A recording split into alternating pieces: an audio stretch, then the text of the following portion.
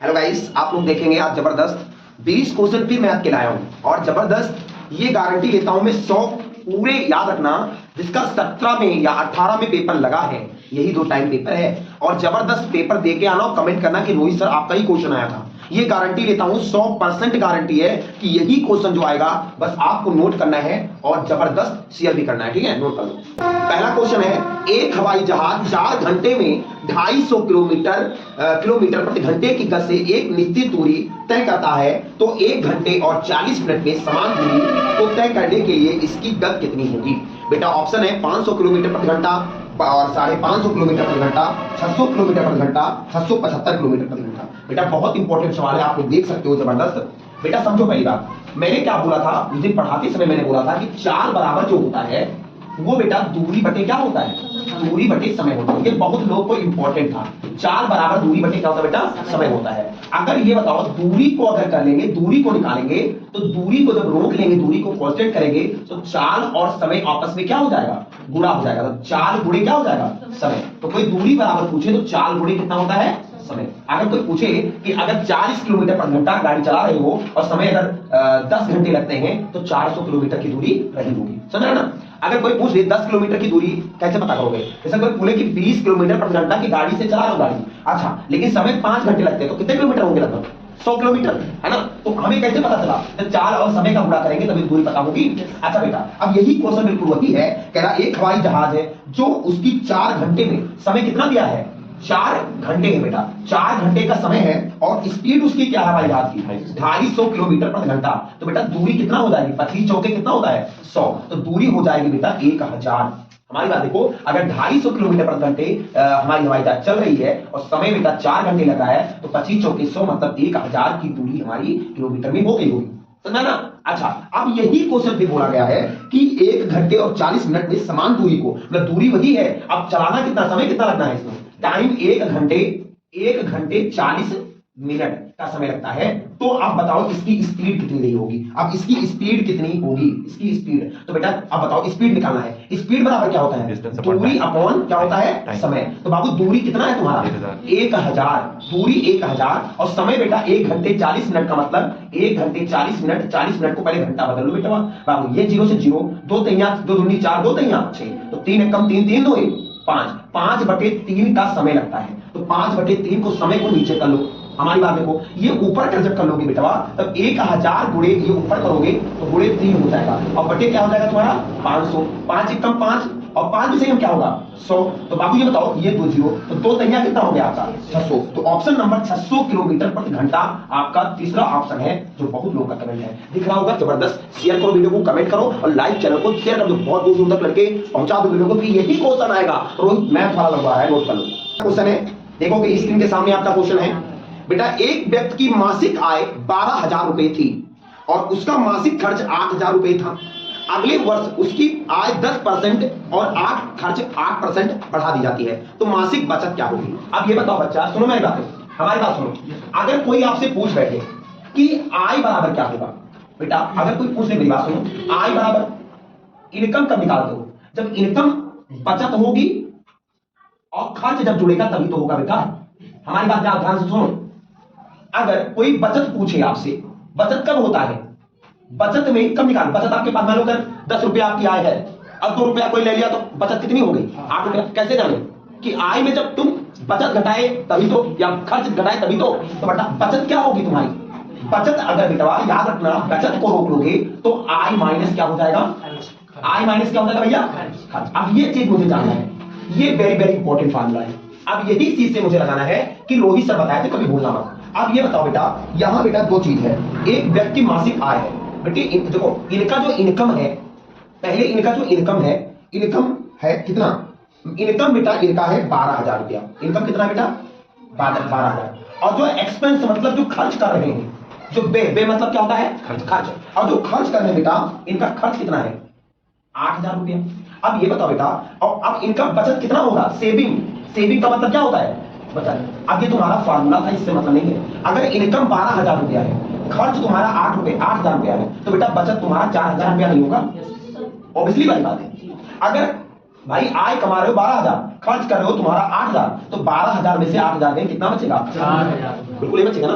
अच्छा अब ये संतुष्ट नहीं है, ये कह रहा है बेटा समझो ये सबका रेशियो हो गया। अब कह रहा है बेटा अगले वर्ष क्या किया गया, इनमें 10% का बढ़ा दिया गया, आय कितना हो गया 10% बढ़ गया, और जो खर्च है बेटा खर्च कितना बढ़ा 8%। तो बेटा जब इसका 10% बढ़ाओगे तो इधर अपने कोने में चले जाओ, कोने में चले जाओगे तो 12,000 का 10% बेटा क्या हो जाएगा बेटा, ये बिल्कुल सिंपल बात, 2 जीरो से 2 जीरो कर दिया, 12 हमें 120 हो गया और जीरो, मतलब 1200 रुपया क्या हो गया इसमें ऐड हो जाएगा भाई, बढ़ गया। तो 12,000 में इतना कट जाएगा, कितना हो जाएगा 13,000 कितना हो जाएगा 200 रुपया। अब 13,000 रुपए, अब इसमें कितना कन्वर्ट करोगे तब 960। अब 8,000 रुपए का देखो 8,000 रुपए का बेटा 8% जब ऐड करोगे बेटा तो जिम्मेदारी ये है कि 8 अठाई 64 मतलब 640 रुपया जब ऐड करोगे बेटा तो तुम्हारा हो जाएगा कितना 8,640 रुपए बेटा, ये होगा ना सिंपल बात। अब बताओ अब बताओ आय तुम्हारी 13,200 हो गई और खर्च तुम्हारी 8640, बचत कितना कर रहे हो? आप बचत कितना करोगे बताओ बेटा, बचत कितना माइनस करके कितना आया बोलो, माइनस करके कितना आएगा बोलो भाई, 13,200 हो गई और 8640 नहीं, तब आपका क्या बचेगा 540 बचेगा ना भैया, कितना बचेगा 4560 वेरी गुड, कितना बचेगा 4560 बचेगा बबुआ। 13,200 रुपए में 8,640 नहीं 4560। अब बेटा बताओ बोल रहा है क्वेश्चन, ये कह रहा है कि वृद्धि प्रतिशत वृद्धि कितनी वृद्धि हो गई बेटी, कितना वृद्धि हो गई बोलो, कितनी वृद्धि 560 की, किससे जाने आप 4,000 रुपए था तुम्हारे पास तभी तो जाने, तो 4,000 नीचे कर दो और परसेंटेज लाने के लिए 100 से भाग कर दो, तो 2 जीरो से 2 जीरो, 1 जीरो से 1 जीरो, 14 एकम 14 चौके, तो बाबू कितने परसेंट हो गए 14%। ऑप्शन नंबर बेटा 2 वाला सब लोग शेयर करो वीडियो को, कमेंट करो जल्दी से।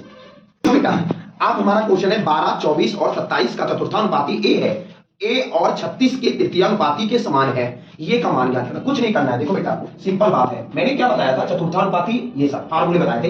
देखो कोने में देखते हैं ए अनुपात बी और अनुपात आपका सी अनुपात डी, ठीक है सिंपल बात है। तो मैंने क्या कहा था चतुर्थानुपाती यही तो होता है बेटा चतुर्थानुपाती। अच्छा ये बेटा ए अनुपात बी अनुपात सी और डी हो गया। अच्छा तृतीयानुपाती अगर निकालोगे तो ए अनुपात बी स्क्वायर, अच्छा इसका अनुपात समानुपाती या कर दोगे बी अनुपात आपका हो जाएगा सी, ठीक है। तो बी का गुणा हो जाएगा और सी का ए से हो जाएगा, बेटा यही तो होता था ना। तो आपका सिंपल बात इससे आपका चतुर्थानुपात निकल जाए। अब ये क्या कह रहा है, कह रहा है कि 12 अनुपात बोला है क्वेश्चन, 12 अनुपात बेटा 24 और सॉरी 12 कामा आपका 24 कामा आपका 27, इसका चतुर्थानुपाती कितना दिया बेटा ए दिया है। मेरी बात सुनना बिल्कुल ध्यान से बाबू, ए दिया है। अब ये क्या कह रहा है कि ए और 36 के तृतीयानुपाती समान है। ये जो है ए और 36 का जो तृतीयानुपाती आएगा वो क्या है इक्वल है। हमारी बात सुनो बहुत ध्यान से सुनो अच्छे से। अब ये बताओ बेटा एक ही संख्या बोला गया कि ए का मान ज्ञात करिए, तो ये बताओ हुआ सिंपल बात है बाबू। अब दिमाग लगाओ बहुत जबरदस्त। अच्छा ये इसका चतुर्थानुपाती और इसका कौन सा समान है तृतीयानुपाती। अब ये बताओ बाबू सिंपल बात दिमाग बताओ कि कोई भी संख्या होगी ये का जो मान आ जाएगा याद रखना इसी संख्या में होगी, और दिमाग समझो बहुत दिमाग समझना। अगर इसी संख्या में होगी कोई संख्या, क्योंकि भाई संख्या ए कोई भी संख्या मान लो, लेकिन कोई संख्या मैंने एक्स मान लिया, अब आपको फार्मूले से लगाओगे बहुत देर लगेगा भाई, इससे कोई मतलब नहीं है। हमने कहा कि ऐसी कोई इसमें चतुर्थानुपाती के 36 के समान है, तो कोई संख्या होगी जो इसके करीब होगी। तो बेटा समझो बहुत स्टाइल वाली बात कि इसी में ऑप्शन होगा जो होगा। अब ऑप्शन कैसे तरीके से करेंगे कौन होगा बाबू, चौथा ये पूछ लिया और तीसरा ये पूछ लिया, तो 4 में से 3 में कितना होगा एक। अब एक के बाद कोई संख्या लिखी होगी वही संख्या होगी।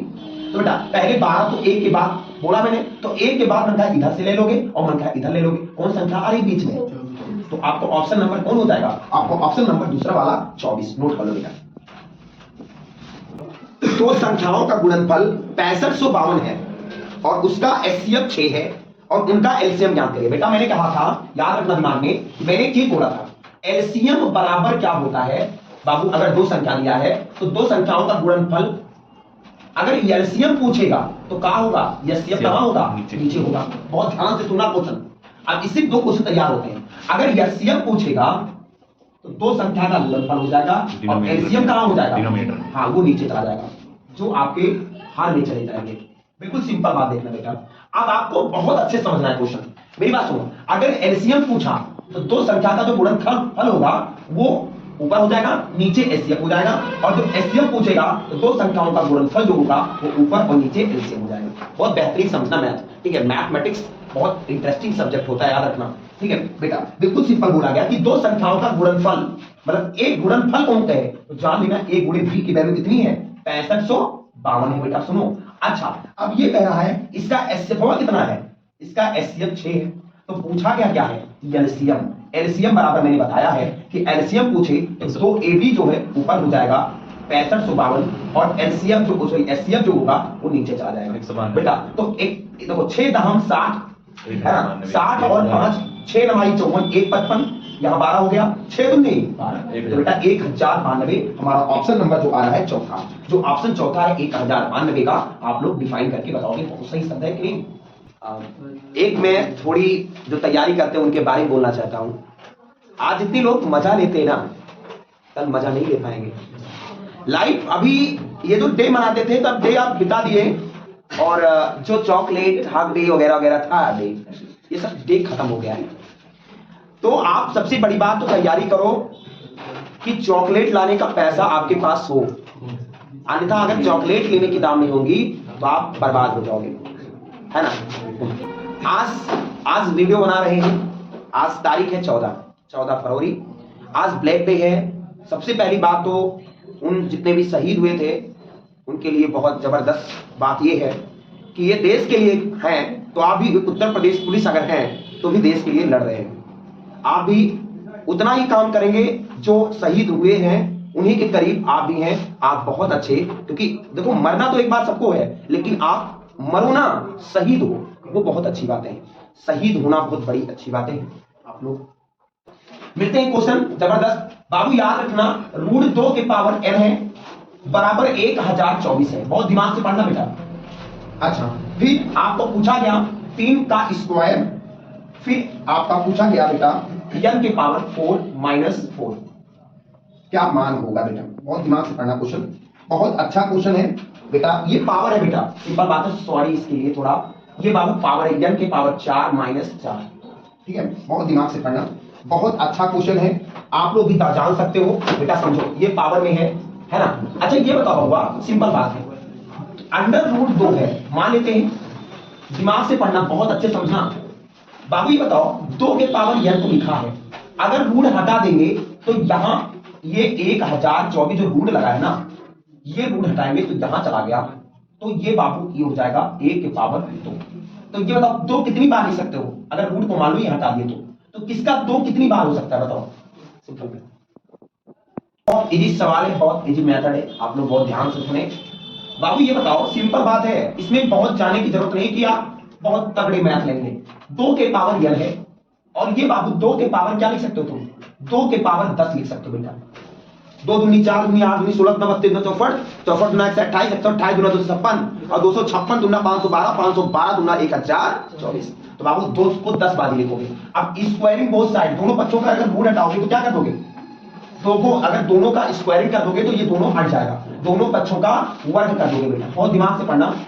तो अगर रूट हटाने का मतलब ये हुआ कि अगर स्क्वायर कर दे तो रूट हट जाएगा, तो 2 के पावर कितना आ जाएगा, या बाबू रूट हट जाएगा। अब 2 दहाम कितना आ जाएगा 20।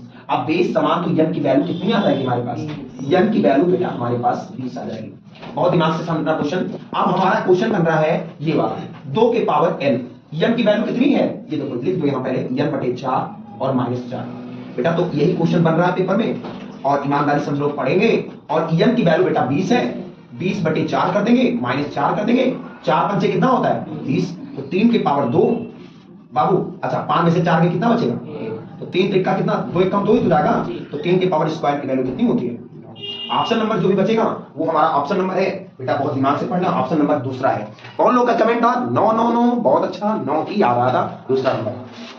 क्वेश्चन है, 2 उम्मीदवार द्वारा लड़े गए चुनाव में एक उम्मीदवार को कुल मतों का 45% प्राप्त हुआ, जो मत प्राप्त हुआ 45%, लेकिन बेटा वह 300 मतों से हार गया, तो डाले गए कुल मतों की संख्या कितनी है। ऑप्शन है, हाँ सही है, वेरी गुड अमीरुद्दीन, जबरदस्त जबरदस्त के साथ हमारे अमीरुद्दीन 3000 लाए हैं ना, ऐसा है, सही है।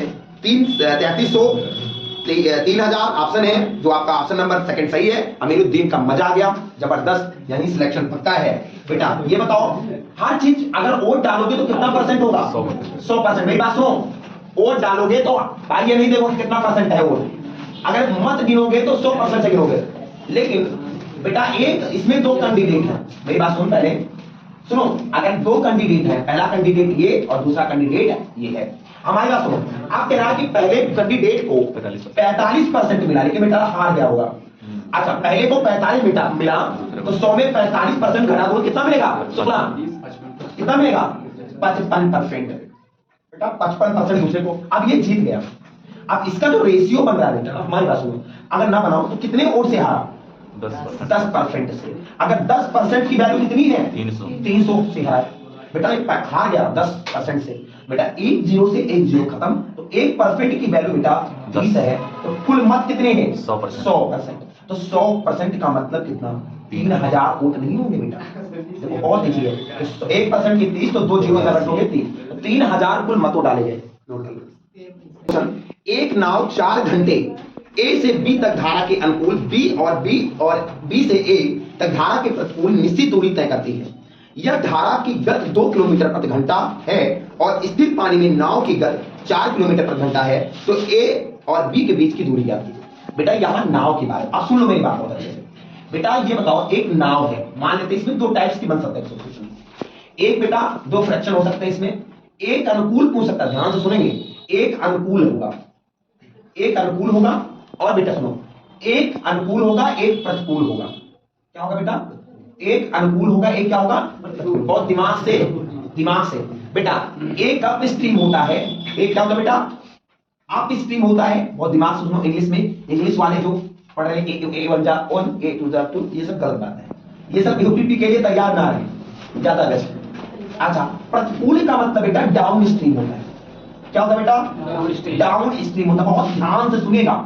मान लेते हैं, अगर बेटा सिंपल बात, हमारी बात सुनो, अगर मान लो ये हमारा पानी बह रहा है, एक नदी है, ये क्या है बेटा? ये मानो पानी है हमारा, बिल्कुल समझ से समझना, बहुत दिमाग से, और इधर मानो पानी बह रहा है, हमारी बात सुनना बहुत दिमाग से। अगर जिंदगी में कभी भी मैथ नहीं सीखे हो तब भी आप सीख सकते हो। देखो लॉजिक पढ़ाने वाला तो कोई और है, लेकिन कहने का मतलब अगर जानना है तो रोहित मैथ वाला के यहाँ बढ़िया से मैथ जान सकते हो। ठीक है बेटा, अनुकूल अगर चल रहा है, अगर मान लेते हैं पानी की जो धारा है इधर बह रहा है बेटा, पानी की जो धारा है इधर ही बह रहा है, और नाव किधर चला रहे हो? उधर ही चला रहे हो, तो ये बात पता है कि नाव बहुत जोर भागेगी, है ना? अगर धारा इधर बह रहा है और नाव भी चला रहे तो धारा क्या होगा? तो ये बताओ बेटा, अगर इसकी जो स्पीडिया होगी, अगर हम मान लो नाव की मुंह इधर किए तो बहुत जोर बच जाएंगे, तो बाबू जो इसकी स्पीड हो जाएगी ऑलरेडी क्या हो जाएगी? प्लस एक्स प्लस क्या हो जाएगी? वाई हो जाएगी, एक्स प्लस वाई किलोमीटर प्रति घंटा।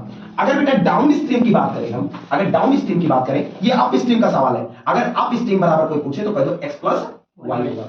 अगर कोई बाबू तुमसे मिल जाए, अगर भाई धारा मान लेते इधर ही बह जाएंगे ना उस साइड, अब भैया अब तुम कहा कि लेकर कूद गए तुम नाव, अब लेकर जब कूदोगे बेटा तो नाव किधर चलोगे? इधर। अब तुम अब मर गए, इसमें कोई दिक्कत नहीं, भाई पानी इधर बह रहा है और नाव तुम चला रहे हो, नाव किधर?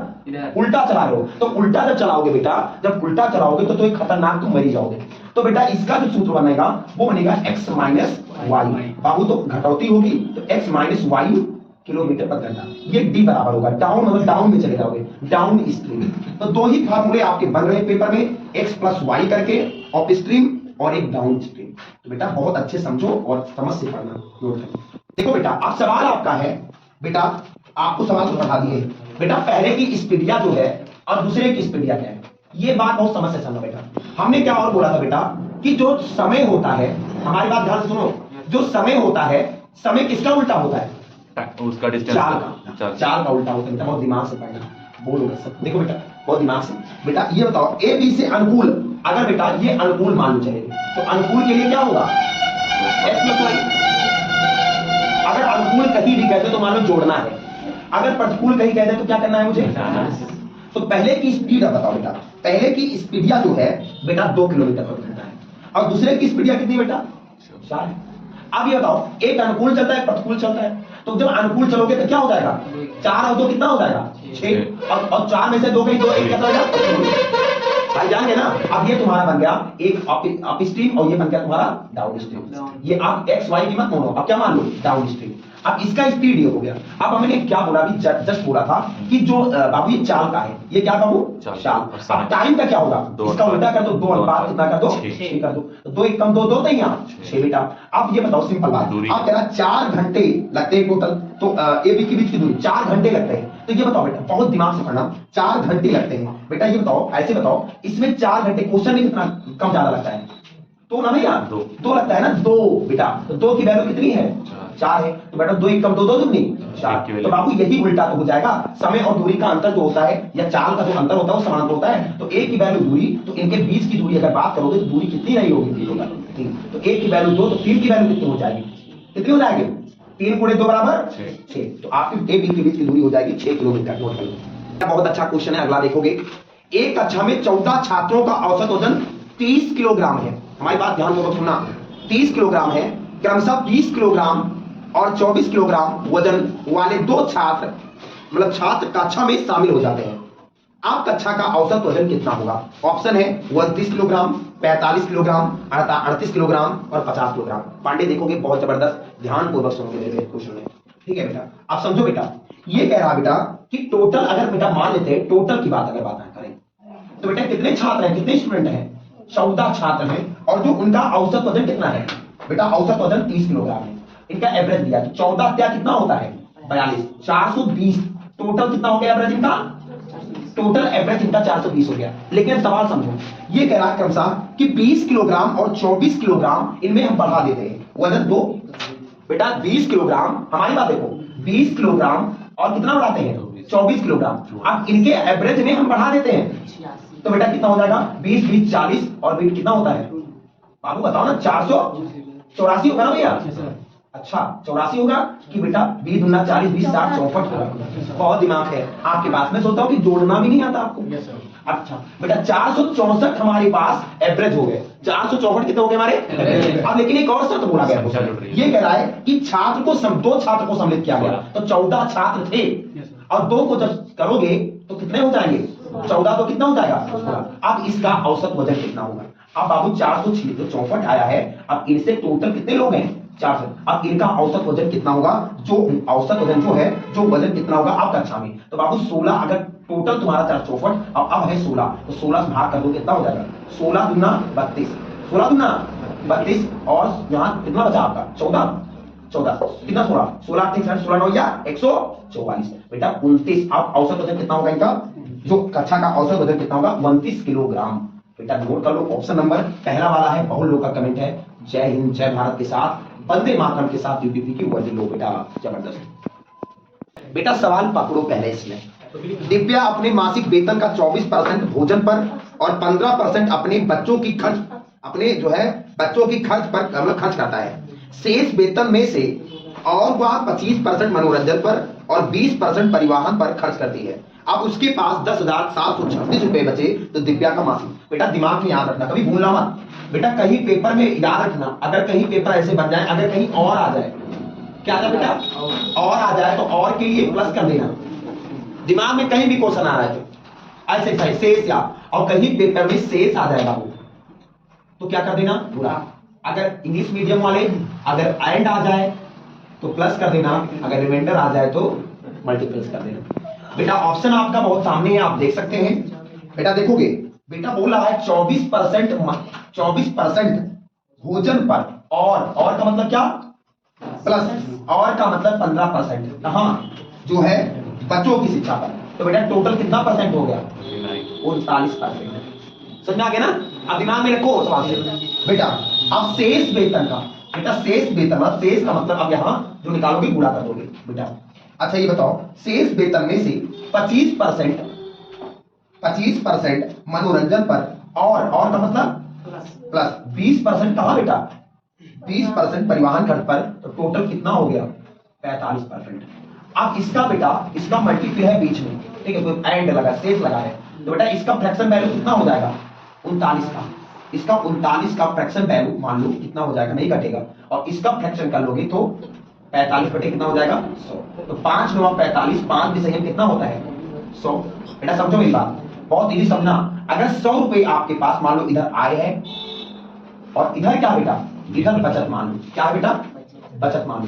तो अगर आय तुम्हारी 100 रुपया है, आय हमारी कितना रुपया बेटा, 100 रुपए, बहुत दिमाग से समझना, आय अगर 100 रुपया है, 39 खर्च करते हो तो कितना बचता है, 61 नहीं बचेगा। यस सर, दिमाग में आएगा ना।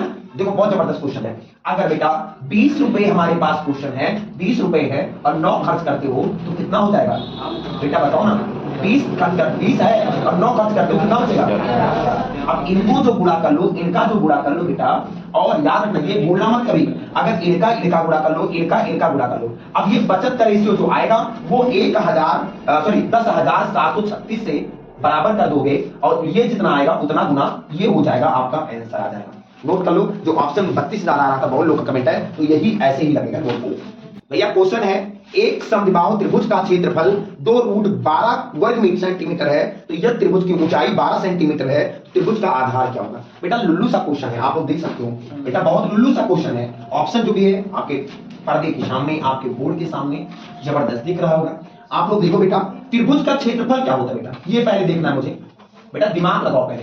त्रिभुज का क्षेत्रफल बेटा, त्रिभुज का क्षेत्रफल जो होता है वो 1/2 आधार गुणे ऊंचाई होता है। क्या होता है बेटा, आधार गुणे ऊंचाई होता है। बेटा देखो तो 1/2 आधार गुणे ऊंचाई, ऊंचाई कितना दिया बेटा, ऊंचाई हमारे पेपर में 12 दिया है और त्रिभुज का क्षेत्रफल कितना दिया है, 2√12। बहुत सरल क्वेश्चन था बेटा, आधार निकालना है मुझे। अरे लुल्लू सा क्वेश्चन था भाई। आप देखो 2 1 कम 2 2 छक्के 12 हो जाएगा। अच्छा अब बाबू ये बताओ, आधार गुणे अगर देखा जाए तो आधार गुणे 6 बराबर 2√12। अगर और काटो तो आधार को रोक लो और 2√12 और बटे कितना हो जाएगा, 6। तो बेटा क्या हो गया तुम्हारा, 2 1 कम 2 तो नहीं, 6। तो √12/3 ऑप्शन है, जो ऑप्शन नंबर बेटा तीसरा वाला यही आ रहा था, √12/3 यही हमारा आंसर हो जाएगा। नोट कर लो, लुल्लू सा क्वेश्चन है, नोट कर लो। ये क्वेश्चन देखोगे 75 गुणे 85 गुणे 26 गुणे 45 गुणे 40 में शून्यकों की संख्या क्या होगी। बेटा शून्यकों की संख्या का फार्मूला आपको बताए हैं, याद रखना 2 या 5 कितनी बार आता है वही हमारी शून्यकों की संख्या होगी। बाबू अगर 0 फाइंड आउट करना है तो 2 गुणे 5 का फ्रैक्शन करो, जितनी बार वो वैल्यू आ जाए वही हमारा शून्यकों की संख्या होगी। बेटा ये कितना हो सकता है, बेटा ये बताओ, 3 गुणे 5 3 5 15 5 75। बेटा इसको कर दो 5 7 17 5 85। बेटा इनको करो 3 गुणे 2 गुणे ना भाई, 2 गुणे 13 13 दूना 26। इसको करो 5 9 45। अच्छा 9 से कोई मतलब नहीं, 3 से नहीं मतलब है। अब इसको कर दो 2 दूनी 4 दूनी 8 पंचे 40। आप ये बताओ 5 कितनी बार है और 2 कितनी बार है, बेटा बोलोगे, कॉमन लेंगे ना, 1 1 3 और 4। अच्छा जोड़ा कितना बन रहा है, 1 1 और 1 1। बाबू ये बताओ सिंपल बात है, अगर देखा जाए तो यह बराबर कितना आ रहा है दोनों, ये भी 2 2 2 2 2 2 2 2 आ रहा है ना। हमारी बात सुनो, कितनी बार है, 2 2 ना भाई। अच्छा कहीं और गलत तो नहीं लिखे हो। अच्छा फिर 5 कितनी बार है, ये भी तो 4 बार है। अरे 2 5 का रिलेटिव लेना भाई, तो कितनी बार है, 4 4 बार दोनों बार है ना, तो यह बराबर कितना आ गया तुम्हारा। अच्छा तो आपका ऑप्शन नंबर जो बनेगा वो पहला दूसरा ही वाला बनेगा, n बराबर 4 हो जाएगा। शून्यकों की संख्या का मतलब होता है 2 और 5 से मतलब होता है, और किससे मतलब नहीं होता है। 3 हो बनता है 10 बार हो कोई मतलब नहीं, ओनली 2 और 5 से मतलब। बेटा बहुत इजी सवाल है, आपको लगभग लग रहा होगा कठिन है। एक निश्चित राशि पर 10% प्रति वर्ष की दर से 3 वर्षों के लिए चक्रवृद्धि ब्याज 500 रुपए है, उसी राशि पर 1/3 वार्षिक ब्याज दर पर 3 गुना समय के लिए साधारण ब्याज क्या होगा। बेटा बहुत दिमाग समझना। बेटा ये बोलो, यहाँ याद रखना जिंदगी में, बेटा यहाँ 10 रेट कितना दिया है, रेट बेटा 10%, बहुत समझो अच्छे से। और टाइम बेटा कितना दिया है, टाइम 3 वर्ष है, बहुत दिमाग समझो अच्छे से। और बेटा सीआई यहाँ कंपाउंड इंटरेस्ट मतलब चक्रवृद्धि ब्याज कितना दिया है, 500 रुपया। लुल्लू सा क्वेश्चन है भाई, देखोगे लुल्लू सा क्वेश्चन है। अगर एक तो परसेंटेज को देखो बेटा, बहुत मान के लगा सकते हो, यक्स मान की कोई जरूरत नहीं है बेटा। परसेंट को हटाओगे तो बेटा किससे भाग करोगे, 100 से। 0 से 0 कट गया, 10 में 1 रुपए का ब्याज है तो टोटल कितना रुपया हो जाएगा, 11। तो 11 रुपए कितना हो जाएगा, 10। बाबू जितना साल बताए थे उतना क्या लगा दोगे, क्यों लगा दोगे, नहीं लगा थे ना। अच्छा अब ये तुम्हारा प्रिंसिपल आगे जो उगले की वैल्यू हो, तो 10 का क्यूब कितना होगा, 11 का क्यूब कितना होता है 1331, और 10 का क्यूब कितना होता है 1000 बेटा। अब ये तुम्हारा प्रिंसिपल हो गया और ये तुम्हारा अमाउंट आ गया। सीआई कब निकलता है आपका? सीआई जब कब निकलेगा? जब अमाउंट में पी घटा दोगे बेटा। बेटा मिश्र धन, ये बेटा मिश्र धन है और ये बेटा मूलधन है। और जब तुम्हारा साधारण ब्याज कब निकलेगा? जब इसमें दोनों अंतर कर दोगे तभी तो निकलेगा। तो बेटा कितना बचेगा? एक मतलब 1331 में 1000 में कितना बचे आपका? 331। 331 की वैल्यू बाबू याद रखना, सीआई निकल गया और 331 की वैल्यू 500 दिया है ऑलरेडी कि नहीं दिया है बाबू? 331 सीआई दिया है तो एक की वैल्यू कितनी आ जाएगी भाई? 500 बटे कितना हो जाएगा आपका? 331। और बाबू तुम्हें निकालना है प्रिंसिपल, तो प्रिंसिपल निकालना है। तो प्रिंसिपल कितना दिया तुम्हारा? 1000। तो 1000 से जब गुणा कर दोगे बेटा तो आपका टोटल जो बन रहा है क्वेश्चन, याद रखना करके देखना, इसको जब गुणा करोगे तो टोटल तुम्हारा जब बन जाएगा तो तुम्हारा बनेगा 1500 बेटा, 1510। याद रखना 15 तो प्रिंसिपल बनेगा 1510.6। ये तुम्हारा प्रिंसिपल बन गया। अब इसी रेट पर करना है साधारण ब्याज निकालना है, तो प्रिंसिपल तुम्हारा निकल गया 1510.6। अब बाबू कह रहा समय को दुगना कर दो, समय को कितना कर दो? तिगुना कर दो। समय को कितना कर दो?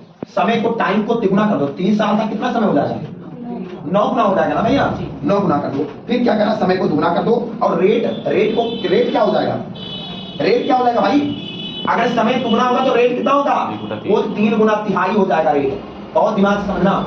दिखा दो, इधर दिखता है, दिखा दो। जबरदस्त। एसआई बराबर आपका पीआरटी बटे 100 होता है। पीआरटी बटे 100 होता है। अब ये बताओ बेटा, बहुत सिंपल बात है कि 1510.6 रेट तुम्हारा बाबू 10 बटे 3 और समय तुम्हारा बेटा कितना है? 9 और बटे कितना हो गया? 100। बाबू 3 त्रिकटा कितना होता है? 9। अब बाबू इनको गुणा करो, कितना आ रहा है? 10 एक कम 100। ये पॉइंट हटाएंगे, ये पॉइंट खा लेंगे। तो बाबू 3 को जब 15,106 से गुणा करेंगे, जो भी आएगा देखो कितना आता है पूरा करने का। ये बाबू 10 जाने देना, 3 से डिवाइड है, कितना आएगा? हाँ, भाग करना है तुमको इतने से। ये पॉइंट हटाओगे तो आपको ये 0 हटाओगे तो पॉइंट हट जाएगा। कितना आएगा देखो बेटा, कितना है? 20 रुपए पर किलोग्राम के 16 किलोग्राम गेहूं को 8 किलोग्राम अन्य प्रकार के गेहूं के साथ मिलाकर 25 रुपए प्रति किलोग्राम के मूल वाला मिश्रण प्राप्त होता है। तो गेहूं का मूल्य क्या होगा बेटा? बेटा गेहूं का मूल्य पहले कितना था? 20 रुपए। बहुत समझो बैठ गया। आप बेटा गेहूं का मूल्य, इसका कुल वजन की बात करो तो बेटा अगर 20 रुपए का जो था, अगर कुल वजन देखो तो 16 किलोग्राम एक था और क्या हो गया? 8 किलोग्राम अन्य गेहूं में। तो टोटल गेहूं कितना हो गया बेटा? 24। अब 24 हो गया, 24 किलोग्राम एक साथ मिलाकर 25 रुपए प्रति किलोग्राम मूल्य के साथ मिश्रण किया जाता है। तो 24 टोटल गेहूं 24 हो गया। आप इनको मिश्रण 24 से 25 करोगे तो 24 गुणे 25 बराबर कितना होगा बेटा? आप सिंपल बात कर लोगे, 25 जमा 25 50 लगभग 600 बैठ जाएगा। टोटल दाम टोटल कितना आ गया गेहूं? 600। मिश्रण प्राप्त किया आपने 600 का। बेटा अब गेहूं का मूल्य कितना होगा ये बात देखना है। तो गेहूं का मूल्य बेटा, आप बेटा ये बताओ कि यहाँ एक टाइप और क्वेश्चन था कि 20 रुपए प्रति किलोग्राम 16 किलोग्राम वाला, तो 20 रुपए किलोग्राम वाला बता दो पहले कि 20 रुपए किलोग्राम कितना था? पहले 20 था, अब 16 हो गया। तो 16 गुणे 20 बराबर कितना होगा? 16 गुणे 20 बराबर 16 गुना 32। टोटल गेहूं मिश्रण का तुम्हारा 600 था, लेकिन जिसमें 16 किलो गेहूं जो है 20 रुपए में था, तो कितना बचा होगा उसमें? 8 किलो वाला। समझ ना कि भाई देखो 20 रुपए प्रति किलोग्राम जो 20 रुपए का गेहूं मतलब 16 किलो गेहूं था वो 20 रुपए में था और 8 वाला 24 टोटल बच गया। टोटल इक्वल अगर मिश्रण देखा जाए तो 600 है, लेकिन 16 वाला दाम 20 में था तो टोटल कितना हो गया? 320। आप पूछ रहे हैं 8 वाला कितने का होगा, ये पूछा गया। समझो बेटा, दिमाग लगाए ना। तो इसमें तो घटाओगे ना भैया, तो 600 में 320 में कितना बचेगा?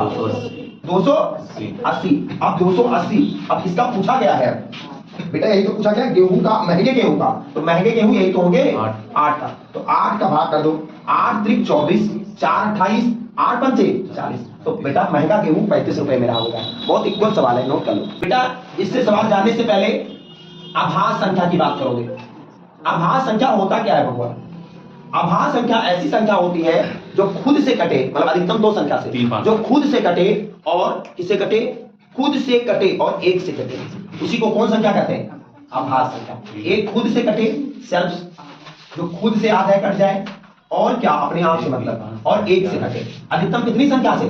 2। तो सबसे न्यूनतम की बात करोगे तो एक नहीं है। एक खुद से कट जाएगी तो एक कैसे तो कटेगी, और कटना चाहिए कितने से? 2 से। तो ये एक नहीं है, खुद से कटेगी 2।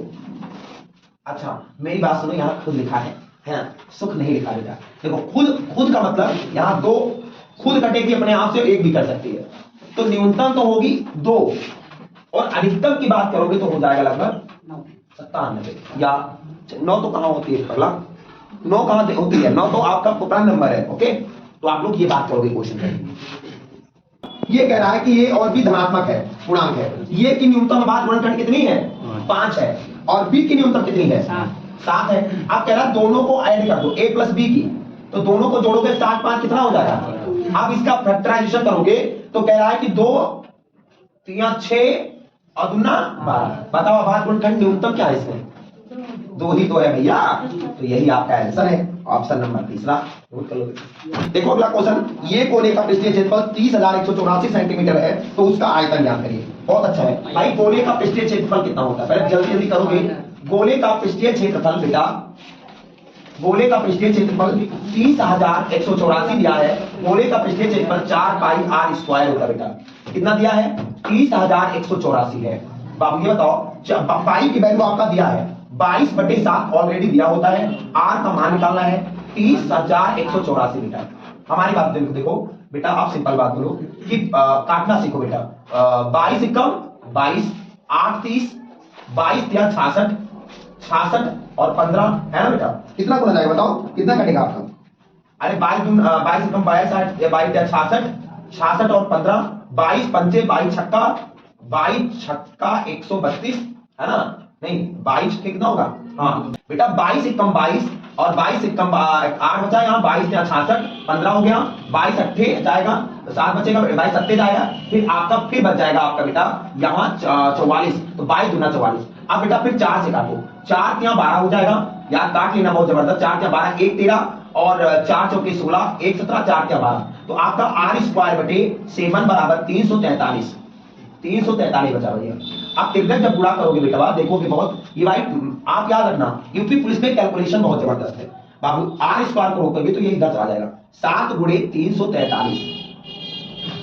अच्छा ये बताओ बाबू 7 गुणे, बाबू ये बताओ सिंपल बात है ये, बाबू ये बताओ सिंपल बात है कितनी बार हो सकता है, 7 गुणे 7 गुणे 7, 7 7 49 343, 7 7 343। बाबू देखो मेरी बात सुनो, ये 2 का पेयर बनता है, अगर आर को रोकोगे बेटा तो कितना का पेयर बनेगा, 2 का, 7 का 7 का, ये 7 7 का, तो बाबू इसमें इनका रूट लगा दो, अगर हटा दोगे तो यहाँ छोटे बच्चे वाला कर लो थोड़ी कहानी, ठीक है। अच्छा रूट बना दो तो 7 गुणे कितना हो जाएगा, 7 7, तो इसका आंसर जो आएगा त्रिज्या 1 आएगा, ये त्रिज्या बेटा 49 आया, खुश मत होना कि लग गया है। अब पृष्ठ का जो इसका जो गोले का जो आयतन होगा ना, गोले का आयतन होता है 4 पाई आर क्यूब, तो 4 गुणे पाई की वैल्यू 22/7 और आयतन तुम्हारा 49 आया, 49 क्यूब। भाई गोले का आयतन यही तो होता है ना। अच्छा वेरी गुड, सही है, भूल जाना फार्मूला तो याद करेगा, 7 कम 7 कर दोगे जो आएगा वही आपका आंसर हो जाएगा। नोट करना इसको, मतलब एबीसी ने, आपने एबीसी की बात करो बेटा, क्वेश्चन आपके सामने नोट करते रहोगे,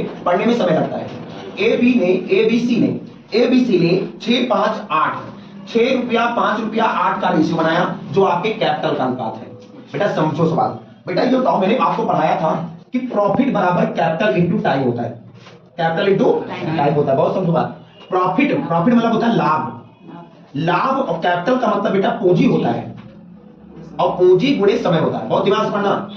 लाभ बराबर पूंजी गुणे समय होता है, बहुत ऑलरेडी सवाल है, समझो वाला क्वेश्चन है, ठीक है। निवेश किया, फिर बी ने 6 महीने बाद, बेटा तो ये बताओ ये टाइम की अगर बात करो तो बेटा मैंने कहा था पूंजी अगर टाइम का गुणा करोगे तो आपका रेशियो क्या आ जाएगा, प्रॉफिट का।